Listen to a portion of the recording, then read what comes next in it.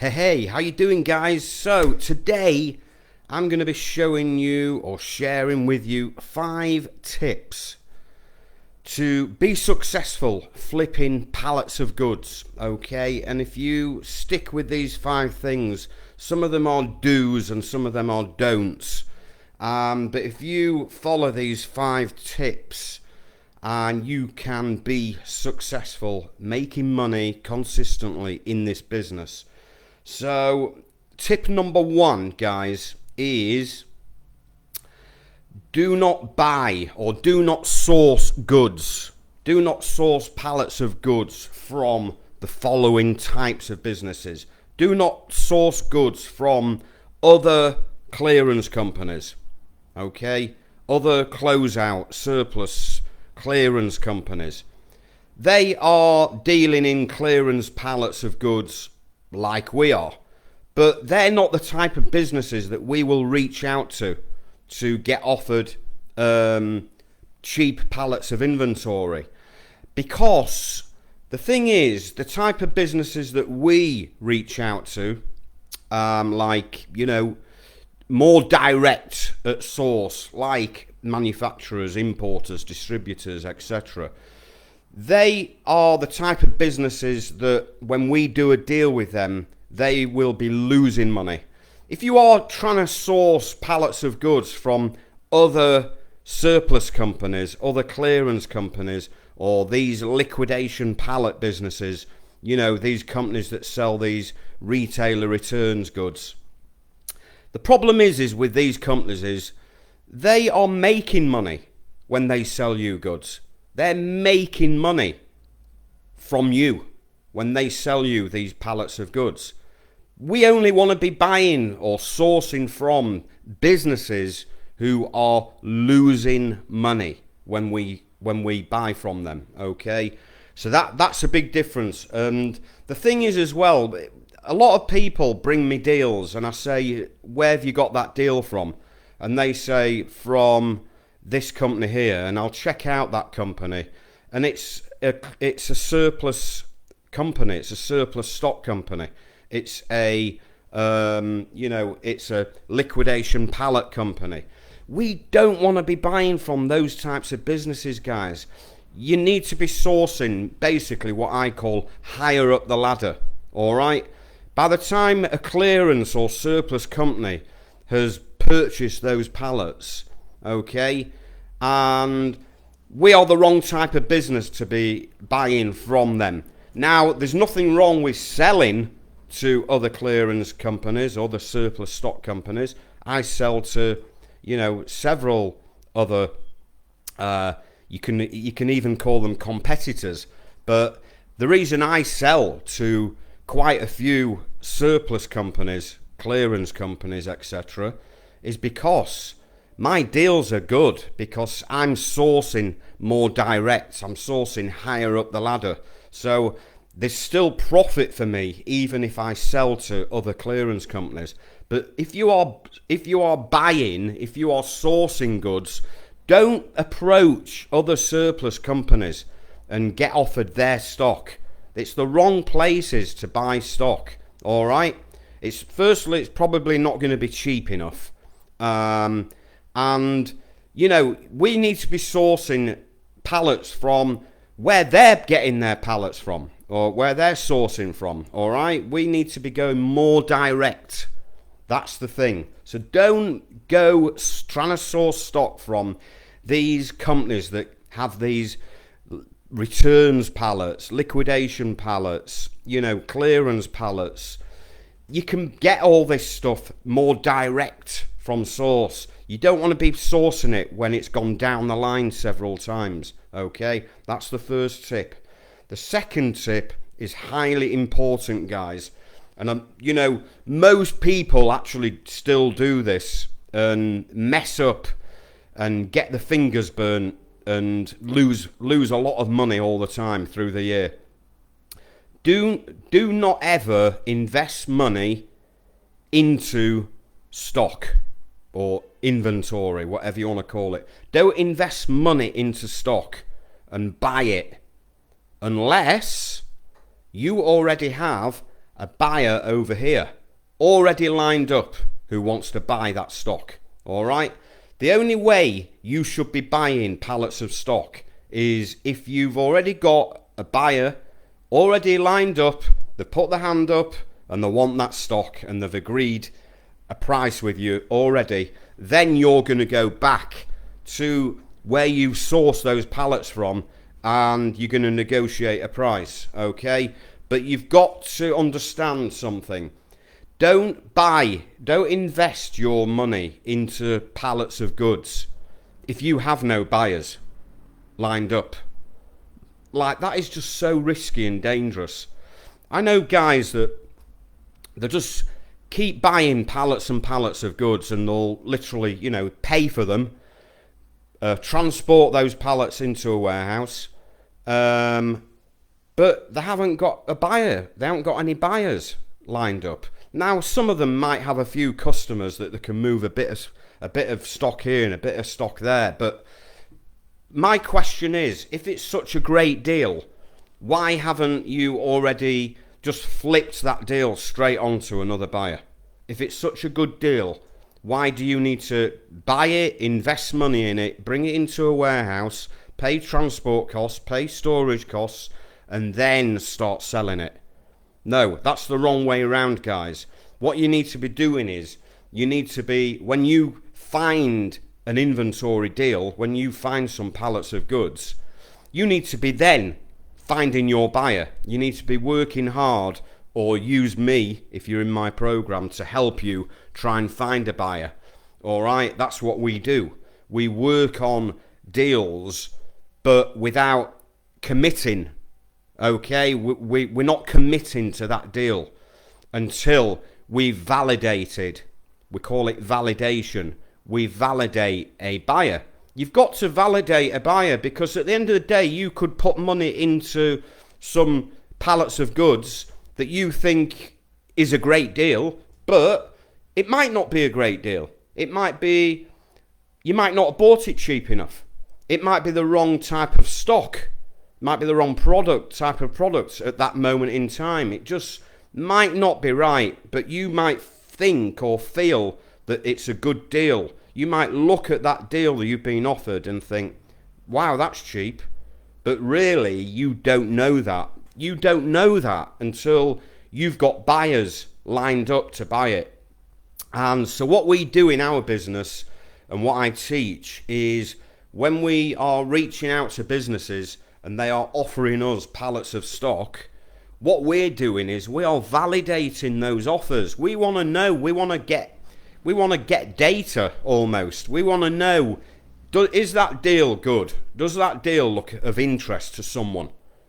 If it doesn't, like if we push that offer out to our buyers and we get no interest, there's probably a reason why that we've got no interest. It's either the wrong product that no one's interested in, or it's the wrong price. Might be too high, So what we have to do is we have to validate that offer. We have to show it to our buyers and say, is that of interest? The buyer might say, actually, yeah, it looks great. The stock looks great, However, the price is too high.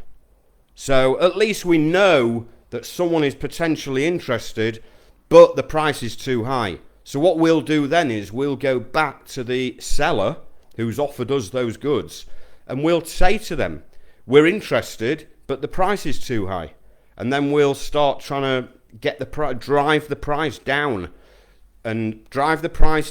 while we're trying to push the price up as much as we can with our interested buyer, until we've got the price down enough and the price high enough, and we've reached a point where there's profit in the deal. Does that make sense? So don't ever, this is like my advice anyway. Now, a lot of people won't listen and a lot of people don't listen, but I see it every day. People sinking money into pallets of goods, truckloads of goods. And they're quite happy just investing thousands into some stock, bring it into a warehouse, and then it's now sat in their warehouse. And they might move a pallet here and a pallet there and a few pallets here. to a few customers. But what a lot of these buyers do is they just get stuck with some of that stock. They can't get rid of it all. You know, they might have just bought too much and they just can't get rid of the last bit of the stock, so they end up selling it at a loss. But the methods that I use in my business every day, every single deal that I find, okay, every single deal that I do, that I make profit on in the bank, I've already got my buyers lined up. I've already got a buyer. I've already got a firm 100% buyer before I commit to to those pallets of inventory that I've been offered. You know, the only time I ever pay for those goods is when I know my buyer is ready to buy and wants that stock and is ready to pay me. That's when I go buy the goods. All right. So don't ever invest money into pallets of goods. All right. That's the wrong method. The new way. Okay. The new way of doing this is by validating these offers that we get coming through each day. We're validating them. We're pushing these offers out to our buyer connections and waiting for that spark of interest. That's what we're doing, guys. This is what I'm teaching in my program.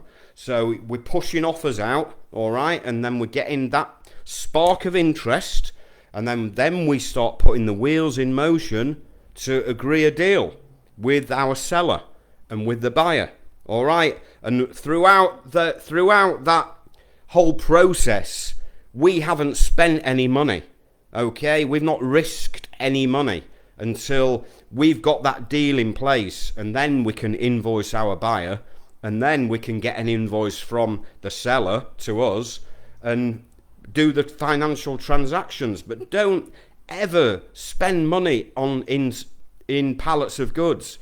Like, you know, people waste fortunes of money just buying and buying and buying goods. Sometimes they get stuck with it. Sometimes they might sell it. Sometimes they might sell some of it and get stuck with some of it. It's just too risky, guys. All right. Tip number 3. Very, very important as well in our business. You've heard of the saying, your network is your net worth. All right. In this business, you've got to be making connections every single day. All right, at least Monday, Tuesday, Wednesday, Thursday, Friday. You've got to be obsessed. Even if you're making a couple of new connections every day that you found on Google or you've found on LinkedIn or all these platforms that I teach to build connections off. You are building connections for a reason. And the reason you are building these connections consistently every day is because what you're doing is you're playing the long game, all right? You're making new connections today that you might do business with in 6 months' time or a year or whatever, all right? You're not building these connections to try and do business with them like immediately, because that's not going to probably happen with most of them, all right? All you're doing is you're building a connection, you're making a contact. When I say making contacts and building connections, what I mean by that is you're actually reaching out to a business and you're making contact with a person in that business, and then you've got that person's email address, contact details. Once you've got their contact details, you are then keeping in contact with that person in that company, and at some point in the future, when they've got some pallets of surplus goods in their warehouse, they will reach out to you and offer you those goods. So think about it. The more connections you build, the more offers you're going to get coming in each day, round the clock, even while you're asleep. All right, that's what happens. You know, I get offers coming to me on email, on LinkedIn, through various platforms, through my website, and they're just coming through, trickling through 24 hours a day. So I'm getting offers of, you know, deals on pallets of goods that companies want to get rid of. I'm getting them through 24 hours a day, even while I sleep, and that's That's how you can do it as well. You can reach that position where you've got so many connections that you're reaching out to all the time, that these offers just keep trickling in all the time, all right, even without you even doing anything. You know, it might be on the back of an email you sent them 3 months ago, and suddenly they've offered you some pallets of unwanted goods they want to get rid of, all right? So make new contacts every single day. If you don't know how to do that, I deep dive heavily into building connections. Like, it's the backbone of this business. Without, you know, you're not going to get profit in the bank without finding a buyer, but you're not going to find a buyer without having some pallets of goods to offer that buyer. And you're not going to have pallets of goods without finding those pallets of goods. So it all starts with building connections where you eventually receive an offer of some pallets of goods. And then we're going to move forward and push these out to buyers, put deals together and get profit in the bank. All right. So without connections, you're not going to find pallets of goods. All right. Number 4, again, really important. I want people to understand something, and, you know, 99% of people only see what they see, like in these buy and sell groups and all that type of thing, online or wherever. This industry, you've got to be open-minded. When I say open-minded, you've got to be open-minded to what you can actually find, what type of products, what type of pallets of goods you can find. Most people are stuck in this mindset that, you know, we should only go and look for, you know, brand name stuff, brand name retail products, or mobile phones, or branded electronics, or designer clothing, or brand name toys, and all that type of stuff. That is where the crowd is, guys, in this business. It's highly saturated, okay? Every man and his dog are looking for brand name cosmetics, for example. Every man and his dog are looking for brand name footwear or clothing. You know, everyone's looking for mobile phones. Everyone's looking for, you know, Amazon returns. Everyone's looking for Argos returns. It's just a crowded, highly competitive marketplace where you've a high chance of making no money. You've a high chance of working very hard for very little money as well. All right.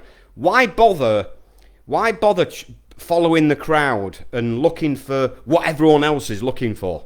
Okay. Does that make sense? So what I'm teaching people is to be open-minded in this industry, where you are free to go and look for anything, guys. Anything in the world. Any product in the world. You know, I've said before, you know, I get involved in chemicals, textiles, metals, plastics, packaging, components that go into things, you know, material, ingredients that go into manufacturing, food manufacturing. You know, think about all the parts, components and materials and things like that actually are used to make something with, that go into the manufacturing process. You can find surplus goods of that type of thing that goes into manufacturing that everyday businesses use. And if they can get offered a cheap deal on something that they use in their manufacturing process, they'll be interested, guys. You know, so if you're looking for like brand name perfumes and brand name clothing and, you know, brand name food products and all that, yeah, there's nothing wrong with that. All I'm saying is it's very hard because there's more and more people looking for that type of stuff. It's like, why bother following the crowd and being in a really highly competitive marketplace where you and thousands of other people are searching for the same stuff? It's like what I say about these returns pallets, these liquidation pallets. There's hundreds of thousands of people buying these returns pallets, and bringing them into a warehouse, checking each product one by one, and then listing them on eBay and Amazon and selling them one by one, and then packing them and posting them to whoever's bought them and paying for storage on them, and they've got money tied up in it, and it's a lot of hard work for tiny money, guys. It's a waste of time. And these liquidation returns pallets, they're not even cheap. They're not even cheap, guys. I only teach to find brand new goods. Brand new, all right? Clearance, it's surplus, but it's new goods. It's brand new goods. I don't mess about with these returns. And, I probably pay way less than these returns pallets. Like, I pay like 10% or less of retail. You can pay between 10 and 25%, 10 and 30% for these returns pallets. So I don't even think they're that cheap. All I'm saying, guys, is when you come into my program, if you want to, what I'm teaching people is that you can actually go and find things in a lot of industries, a lot of hidden niches, like subcategories within categories of products that you just wouldn't really think of, but there's high demand for them. All right, so we're looking for a lot of deals we find are kind of a lot of, I'd say, not highly popular products per se, but they are in demand by a certain type of business. We could find some ingredients that go into food manufacturing, but like no one's really looking for that type of stuff. But there are manufacturers out there that use tons of this stuff and they want to buy it. All right, so like a deal I've just done this week on some soy sauce. I've just moved some 12 tons of soy sauce in big containers, big 1-ton containers. They go into a manufacturing company that makes Chinese type food products. So they were interested in this soy sauce. It's bulk, all right? No one even looks for that kind of stuff, but I got offered it and we found a buyer. We've done the deal and it made £3,200, just over £3,200, all right? And no one's chasing that type of stuff because it's not like where everyone's looking, all right? So what I'm teaching people is to look for things that are in markets, in industries, within product categories, but they're a very quiet, under the radar area that no one really looks for that type of thing, all right? That's where the gold is, guys. That's where the money is, all right? If I was busy looking for mobile phones and designer brand name clothing and brand name sports trainers or whatever, I won't even be making all this money with this other stuff. I found 12 tons of soy sauce in 1-ton containers. Who else is going to be looking for that type of stuff to sell on? No one. All right. So I found it and I made over £3,000 like that. All right. Whereas someone messing around with these returns pallets and trying to find cheap mobile phones to make a little bit of money on, and you've got 10 other people trying to buy the same stock, you're a busy fool, basically. Don't be a busy fool in this industry.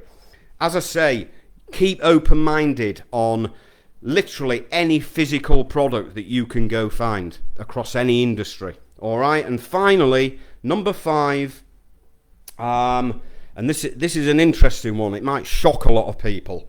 Number 5 is suppliers, companies who offer you goods, can also be buyers. And guess what? Buyers who you sell to can also be suppliers. That's the great thing about dealing in physical goods. Like, let me give you an example. So suppliers who offer you goods, whatever industry they're in, they could be a buyer as well. of some goods that you find. Because if they're in an industry and they use or sell certain products, you might have a deal that you get offered that company could be interested in, even though they normally offer you goods. But they could be a potential buyer as well. If someone's selling goods, they obviously have to buy goods in as well. So every buyer, this is really so true, because like I've got suppliers that sell to me, but I've turned them into buyers. All right, because I've found some pallets of goods that I thought actually they might be interested in those. So I've had suppliers that offer me goods that I've ended up selling to. All right, and I've had buyers who buy from me. They've had some pallets of goods in their warehouse that they wanted to get rid of, so they've sold those to me. So every buyer can be a supplier, and every supplier can also be a buyer, guys. I hope you got some great value off these 5 tips. You know, I'm giving you gold at the moment with stuff, and you know, I hope this is useful to you. If this resonates with you and you are interested in starting and growing your own pallet flipping business, all right, I'm going to drop a link in the comments, and that link will be to book a free 30-minute strategy call with me. We'll get on the phone, we'll have a look what you're doing. You could be in a day job, you could have your own business, it don't matter, all right. We can look at what your goals are, how much more money you want to make each month, and let's see if you are a good fit for this type of business. Let's see if I'm a good fit for you, you're a good fit for us, and we'll see if we can get you started in this business, guys. So look out for the link in the comments where you can book a free strategy call with me. So there were 5 tips to be successful flipping pallets, guys. I will see you again very, very soon. All the best.